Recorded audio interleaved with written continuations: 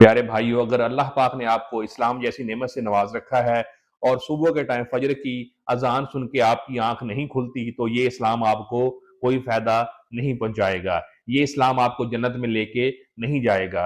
अगर आपके अंदर इस्लाम मौजूद है और आप अल्लाह के पैगाम को कभी नहीं पढ़ते, तो ये इस्लाम आपको कोई फायदा नहीं देगा। अगर इस्लाम होने के बावजूद आप झूठ बोलते हैं, आप रिश्वत लेते हैं, आप सूद का काम करते हैं, आप लोगों का नाहक माल खाते हैं, आप यतीमों के साथ ज्यादती करते हैं, आप गरीबों के साथ ज्यादती करते हैं, तो ये इस्लाम आपको जन्नत में लेके नहीं जाएगा। क्या ख्याल है, आप सारे काम भी यहूद नसारा वाले करें और आप जन्नत के दावेदार भी हों? ये नहीं हो सकता। अगर आप जन्नत में जाना चाहते हैं तो आपको अपनी जिंदगी इस्लाम के मुताबिक बसर करनी होगी, फिर आप जन्नत का दावा कर सकते हैं।